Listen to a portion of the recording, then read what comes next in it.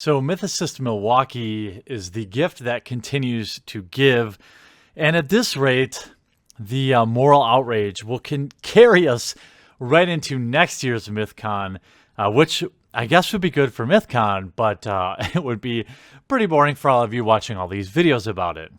But today I wanted to talk a little bit. I know Shives put out another video, but I let that one hang out. I can't just constantly be responding to Shives, otherwise I wouldn't put out any other content.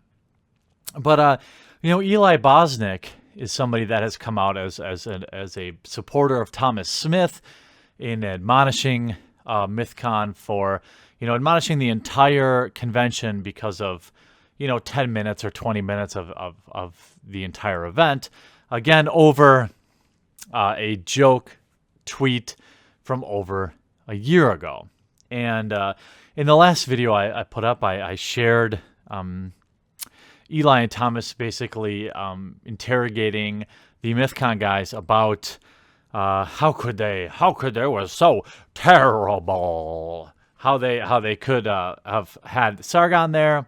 And again, I've always said, you can just not go. There's been a lot of movies that I saw come out that looked terrible that I didn't see. There's been a lot of conventions that I thought would be terrible that I didn't go to. So this whole outrage over the fact that a convention happened that you didn't even go to is really, really hard for me to kind of wrap my head around, which is why I will continue to critique guys like Eli Bosnick and Thomas Smith as they continue to sling mud at people for what I think are unjust reasons. 99% of this outrage is around a single tweet put out by Sargon of Akkad, which was a bit of a meme. You could say it was a joke, but it was to prove a point where he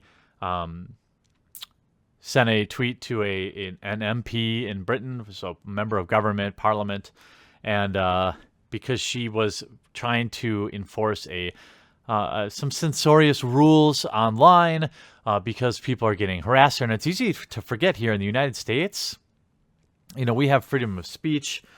They don't. Not everywhere in the world has that. In the UK, from what I saw, or in Europe, I don't know if this is just a UK number or a Euro number, something like 3,000 people have been arrested for mean tweets in the last year. And that's frightening to me, extremely frightening to me. And really, if you're here in the States, it's stuff like that should make you really appreciate that the amendment is there to protect us, because the idea that a salty tweet would land somebody in jail is just, I don't know. Frightening and very concerning. And so I will continue to try and put things in perspective. And Eli here, I'm going to point out some pretty egregious hypocrisy on your part, but certainly I would be open to you letting me know that you have changed your opinions, because his biggest, he's soapboxed for many minutes about just how offensive this tweet was and how terrible MythCon was for platforming Sargon of Akkad. And there's a video out there of Eli's thoughts on offensive jokes. And to me, it's a stark difference from the Eli Bosnick that we've been seeing. In fact, most of the video I entirely agree with. So to get from where he was just a few years ago to where he is now, I would really like to know, is it that he's being disingenuous now because he saw that Thomas Smith grew his Patreon ownership and now he's decided to join in on the outrage? A cynical person might think so. I think it's certainly a motivating factor for someone that is motivated by money. Certainly, most of us are, myself included. But it's confusing. So this is a short video, and I'm just going to respond to a couple of key contradictory points. In the first clip, about 3 minutes in, he's lamenting about how magazines generate press and revenue via outrage. Standing up for people they think need it, being offended on someone else's behalf, which is of course, pretty curious considering that's exactly what Eli's doing right now. I mean, is it that he has figured out that there is money in that and now he's doing it? Because this is exactly what you're doing, Eli, by obsessing over this tweet. The person that this tweet was directed at was not offended by it. She didn't even see it. She wasn't hurt by it. It didn't bother her. So why are you and Thomas offended on her behalf? This is something that just a few years ago you said was absurd.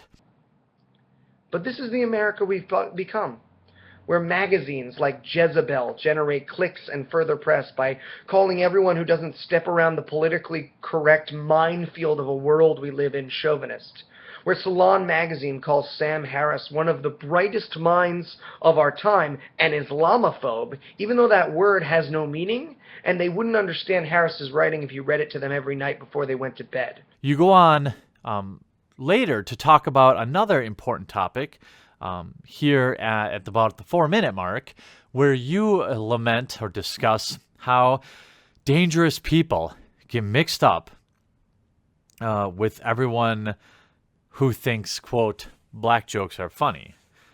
Eli, I totally agree with you. There shouldn't be any comedy that's off limits, whether it be dark or not. So what happened to this guy? What's the harm? Aren't these people, albeit misguidedly, trying to stand up for what's right? Well, maybe they are, but here's the problem. There are real chauvinists in the world. There are actual racists and homophobes.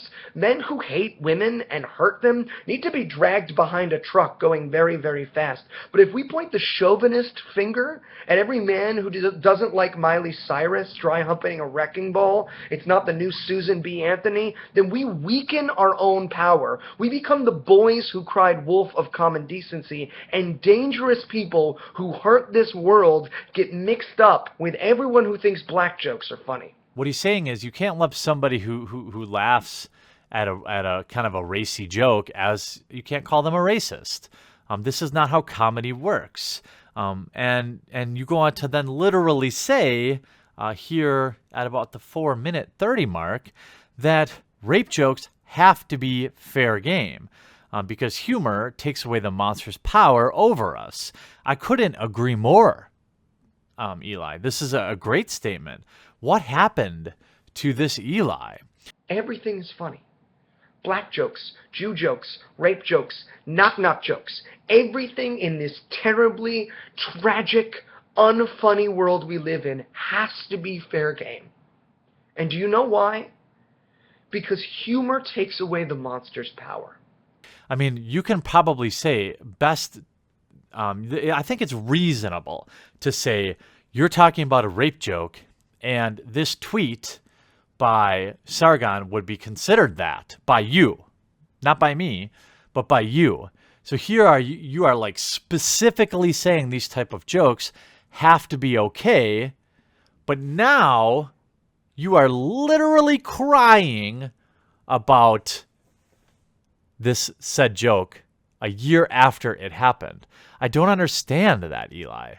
Let me tell you how I felt, okay? Let me tell you how I felt, okay? Because that is reprehensible, and I think it is the basis for what this conversation really needs to be, right? Because when I saw that video clip, I was standing, getting ready for a platinum night, right? I was getting ready for a platinum night and my show in Salt Lake City, hanging out with my buddies, living on my side of atheism, and I froze in horror and shame. 9/11 isn't funny, not at all. Louis C.K.'s bit about 9/11, that's hilarious. What about the families of the victims of 9/11, Eli?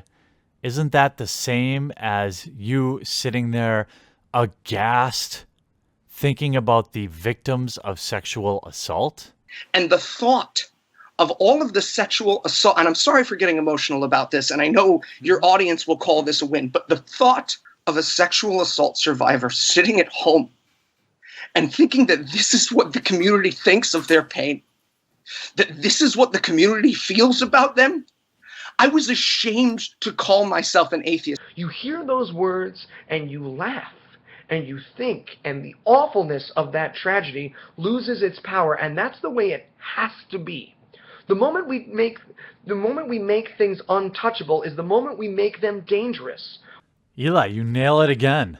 We entirely agree that the moment we make a joke or something untouchable is the moment we make them dangerous. Wow, what a profound, enlightened statement, Eli.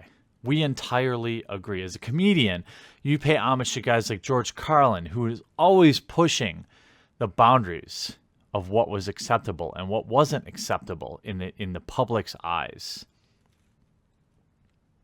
And now you're policing speech. You're being the exact person that you are lamenting and admonishing in your original video. We condemn ourselves to forever be the victim of that which makes us uncomfortable. Is that really the world we want to live in? Is there a goal of a world devoid of offense that I'm missing out on? What would it look like? And who would the arbiter be?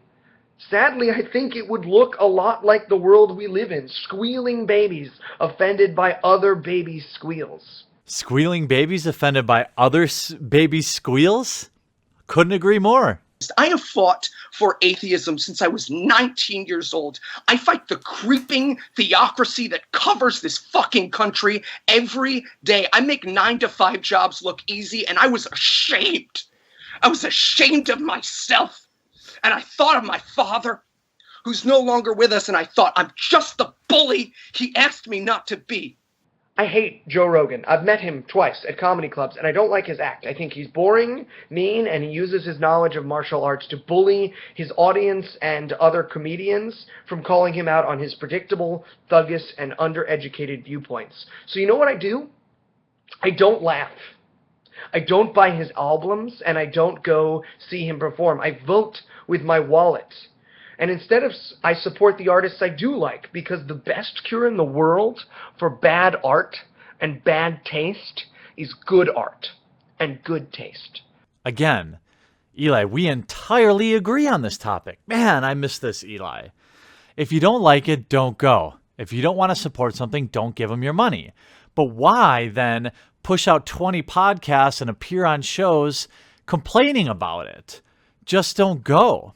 It's like that Simpsons episode back in the day where all the like fast food caricatures came alive, and then they got rid of them by being like, just don't look, do do do do do do do do. Like it's like, if you don't agree with something, just don't go, and present maybe a counter argument. But again, why have you fallen so far from an opinion that you're emotionally delivering just a few years ago?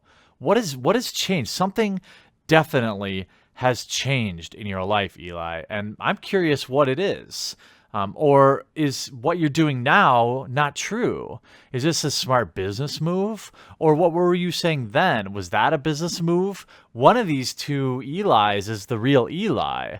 And if the real Eli is the 2014 one, I like that guy. If the real Eli is the opportunistic outrage for dollars in 2017 Eli, I don't respect that Eli. That's why Louis C.K. and Patton Oswalt never feel the need to tell us what's off limits. George Carlin, one of the best, constantly brought us face to face with our own hypocrisy. All great artists have. That's kind of their job. Hey, I'm going to take that as a really nice compliment, Eli. Appreciate you, bud. One of the running jokes is that I have dug up the dead body of Phyllis Schlafly, the anti-abortion advocate, and have sex with it. I was fucking appalled. And at that moment, with myself as the object of the joke, my character, not me, obviously, with my genuine emotion, said, I want to fuck a child. I was fucking appalled. Louis C.K.'s bit about 9/11? That's hilarious. I was ashamed to call myself an atheist. Everything is funny. Black jokes, Jew jokes, rape jokes. I was fucking appalled. Black jokes, Jew jokes, rape jokes. I was fucking appalled. Rape jokes. I was fucking appalled.